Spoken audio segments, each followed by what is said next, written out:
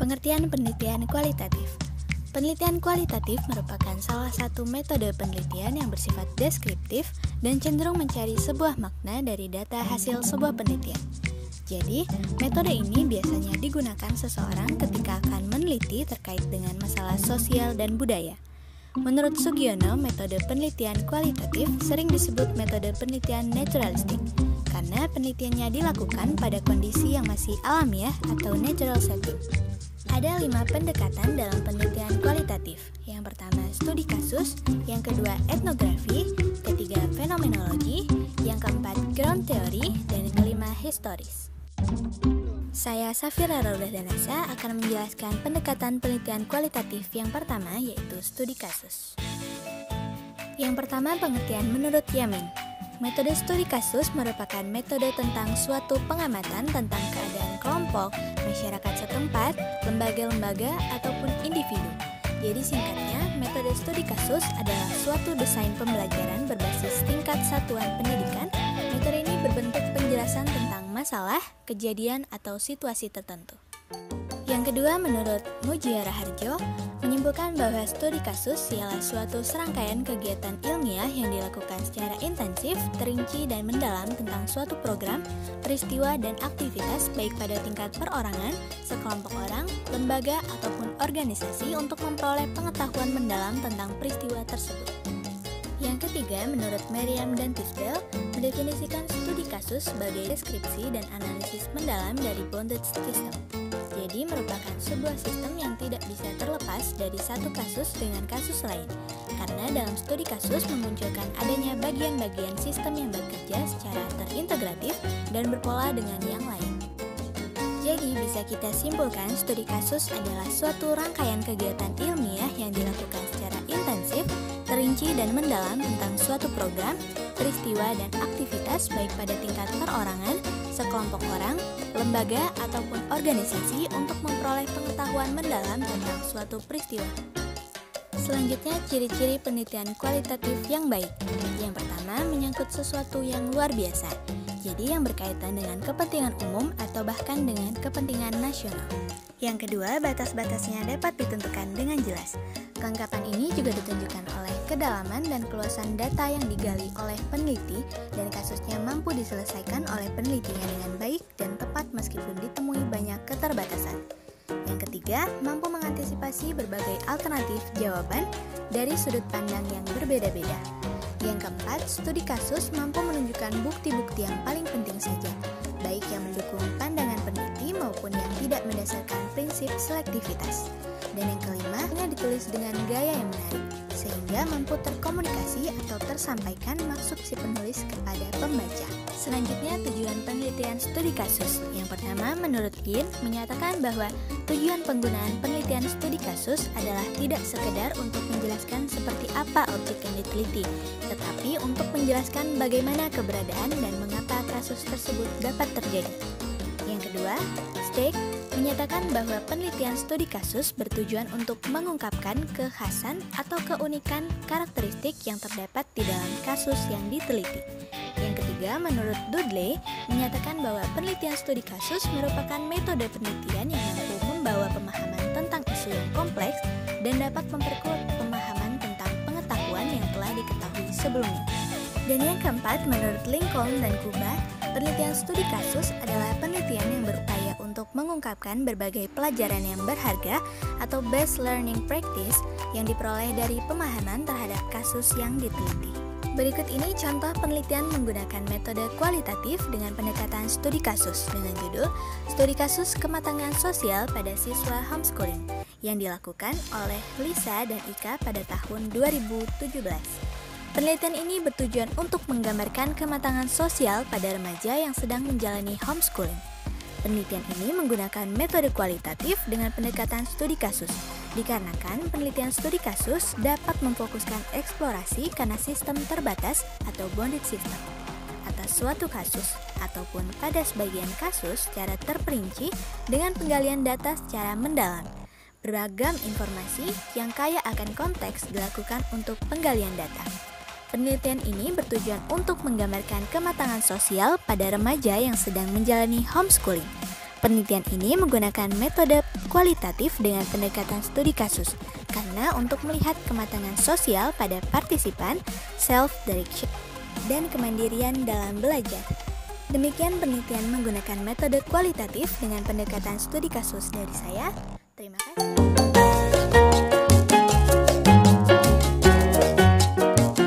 Baik teman-teman, di sini saya Meliza Murni akan menjelaskan penelitian kualitatif etnografi.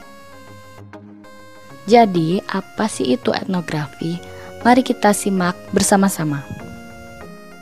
Baiklah teman-teman, di sini kita dapat melihat pengertian etnografi menurut para ahli. Yang pertama ada dari Charles Winch, kemudian ada Roger M. Kissing, dan ada dari Richards dan kawan-kawan. Kemudian terakhir ada Marvin Harris and Orna Johnson. Nah, jadi kawan-kawan, di sini kita akan dapat memahami penelitian kualitatif etnografi itu adalah penjelasan dan penafsiran suatu budaya, sistem, kelompok sosial, dan suatu kebudayaan yang mempelajari kebudayaan lain. Kita memahami upaya makna tindakan dari kejadian orang yang ingin kita pahami. Peneliti biasanya menguji kelompok tersebut dan mempelajari pola perilaku, kebiasaan, dan cara hidupnya. Kemudian, apa sajakah ciri-ciri etnografi itu? Nah, di sini yang pertama ada deskripsi etnografi sepenuhnya disusun sesuai dengan pandangan, pengalaman warga pribumi. Yang kedua ada memanfaatkan metode wawancara mendalam dan observasi terlibat. Yang ketiga ada peneliti tinggal di lapangan untuk belajar tentang budaya yang dikajinya. Kemudian yang terakhir ada analisis data bercorak menyeluruh, yaitu menghubungkan antara suatu fenomena budaya dengan fenomena budaya lainnya. Nah, jadi kawan-kawan, di sini ada jenis-jenis penelitian etnografi. Yang pertama, ada etnografi realis. Dia mengemukakan suatu kondisi objektif suatu kelompok dan laporannya biasa ditulis dalam bentuk sudut pandang sebagai orang ketiga. Di sini ada etnografi kritis. Penelitian ini mencoba merespon isu-isu sosial yang sedang berlangsung. Misalnya seperti kekuasaan, status pemerataan, dan sebagainya. Kawan-kawan, di sini kita dapat melihat tujuan penelitian etnografi. Nah, jadi etnografi ini memiliki tujuan menemukan dan menggambarkan budaya suatu masyarakat atau organisasi tertentunya. Nah, kawan-kawan, kita akan melihat tentang contoh penelitian etnografi. Di sini ada akuntansi karapan sapi pada masyarakat Madura dengan pendekatan etnografinya. Sampai di sini dulu ya kawan-kawan penjelasan tentang etnografinya. Terima kasih.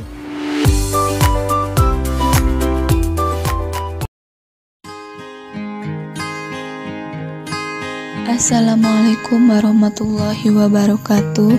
Perkenalkan, nama saya Wiwin Widaningsih. Di sini saya akan menjelaskan materi mengenai pendekatan penelitian kualitatif. Salah satunya adalah metode grounded theory. Pengertian grounded theory. Di sini ada 3 pendapat mengenai grounded theory. Yang pertama, menurut Nung Muhajir, yaitu grounded theory merupakan salah satu nama metodologi penelitian kualitatif positivisme fenomenologi interpretif. Kedua, menurut Glaser dan Strauss, metode grounded theory merupakan metode penelitian kualitatif yang menggunakan sejumlah prosedur sistematis guna membangun substansi tentang suatu fenomena yang disusun secara induktif.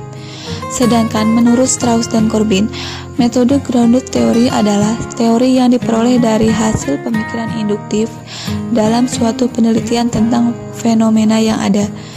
Maka dari beberapa definisi tersebut dapat disimpulkan bahwa metode grounded theory merupakan jenis penelitian yang tidak bertolak dari teori, tetapi berangkat dari data-data faktual lapangan.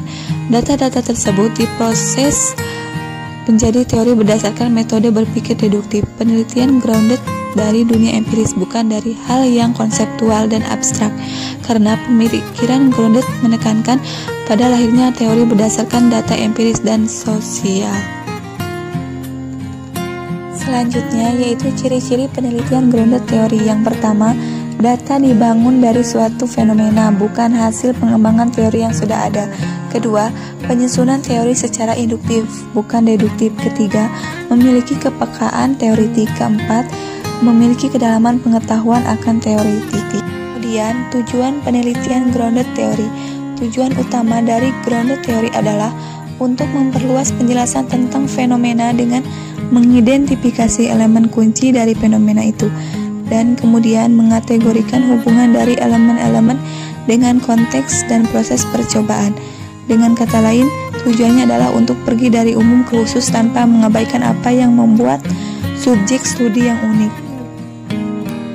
Ini merupakan salah satu contoh penelitian grounded theory yang dilakukan oleh Afdini, Rihlatul Mahmudah, dan Hariyah yang berjudul Pengalaman Mahasiswa dalam Melakukan Wirausaha. Pemilihan metode ini dalam penelitian disebutkan bahwa untuk membangun teori berdasarkan pandangan responden, karena merupakan desain yang baik digunakan untuk memahami teori tentang wirausaha informasi yang dibangun dari pikiran, pengalaman, dan kegiatan mahasiswa jurusan ilmu perpustakaan dan informasi Universitas Indonesia. Itu tadi penjelasan mengenai metode grounded theory. Sekian yang dapat saya sampaikan, kurang lebihnya mohon maaf. Wassalamualaikum warahmatullahi wabarakatuh.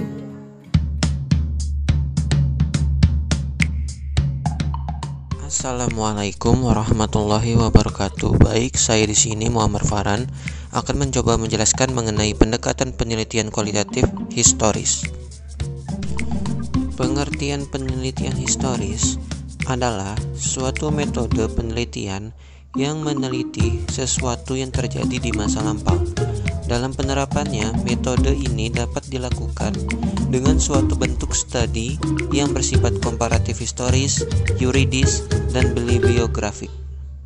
Teman-teman, berikut adalah pengertian penelitian historis menurut beberapa ahli.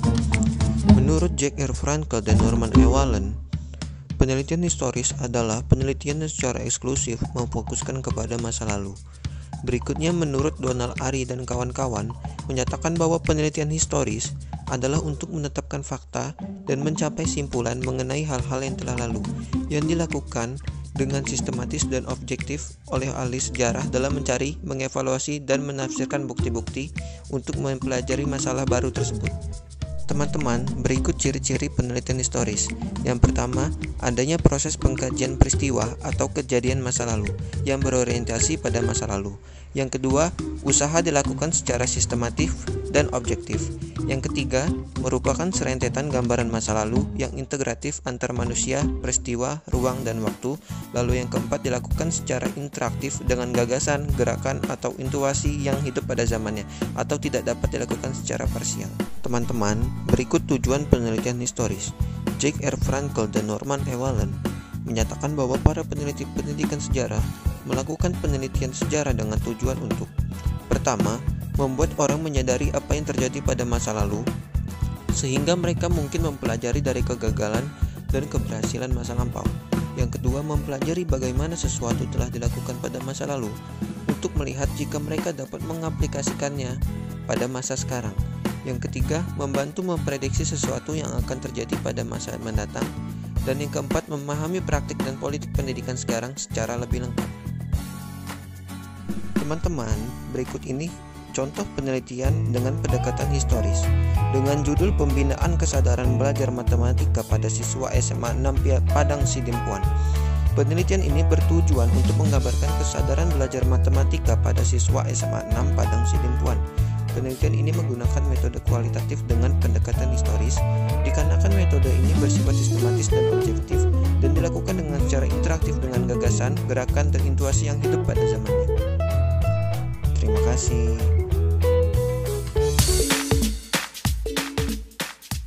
Baik, di sini saya Nova Herawati akan menjelaskan penelitian kualitatif dengan menggunakan metode fenomenologi. Materi pertama mengenai pengertian fenomenologi.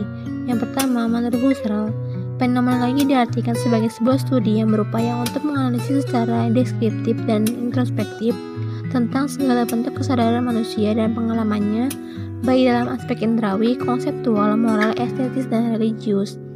Yang kedua, menurut Fitra dan Lutfia, penelitian fenomenologi menjelaskan atau mengungkapkan makna, konsep atau fenomena pengalaman yang didasari oleh kesadaran yang terjadi pada beberapa individu. Yang ketiga, menurut Sugiarto, penelitian fenomenologi merupakan jenis penelitian kualitatif yang menjelaskan pengalaman-pengalaman apa yang dialami seseorang dalam kehidupan ini, termasuk yang interaksinya dengan orang lain. Yang keempat, menurut Hermawan, penelitian fenomenologi bertujuan mencari atau menemukan makna dari hal yang esensial atau mendasar dari pengalaman hidup manusia, di mana penelitian ini dilakukan melalui wawancara yang mendalam terhadap partisipan, yang diarahkan pada persepsi dan sikap-sikap informan. Kemudian, dari pengertian dari para ahli tersebut dapat saya simpulkan bahwa pengertian fenomenologi dideskripsikan sebagai penerapan metode kualitatif dalam rangka menelusuri dan mengungkapkan makna konsep atau fenomena pengalaman yang dialami individu. Fenomenologi ini berupaya memahami esensi dari sebuah fenomena. Kemudian, materi yang kedua mengenai ciri-ciri penelitian fenomenologi. Diamond dan Holloway menjelaskan ciri-cirinya. Yang pertama, adanya pengungkapan dasar filosofis. Kajian fenomenologi dimulai dengan diskusi mengenai elemen-elemen filosofis dari suatu riset. Yang kedua, adanya usaha-usaha pengurangan asumsi-asumsi di mana asumsi-asumsi ini berdasarkan riset yang benar-benar dari terminologi topik itu sendiri.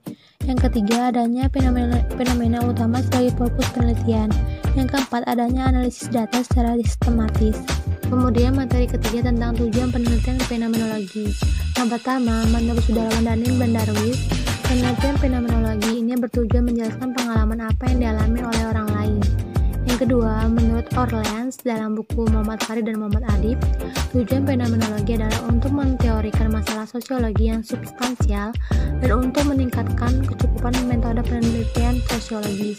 Yang ketiga, menurut Collins dalam buku Muhammad Farid dan Muhammad Adib, di mana tujuan fenomenologi adalah untuk mengungkapkan objek secara meyakinkan, meskipun objeknya berupa objek kognitif maupun tindakan dan ucapan.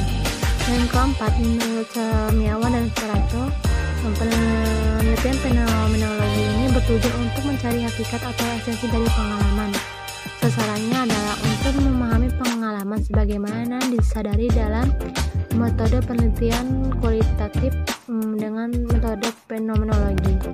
Selanjutnya, contoh penelitian fenomenologi.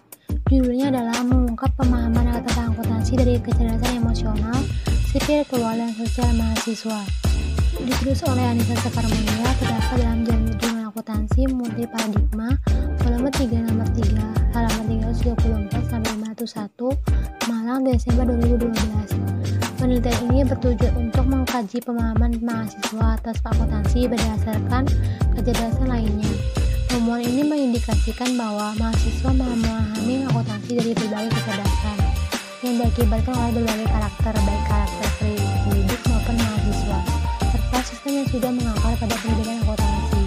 Penelitian ini menunjukkan bahwa melalui proses pendidikan akuntansi yang dialogis, pemahaman akuntansi mahasiswa ini dapat diefektifkan tidak hanya dari kecerdasan intelektual saja, namun juga dari kecerdasan emosi, sosial, serta spiritual atau religius untuk menghasilkan angkutan yang lebih utuh.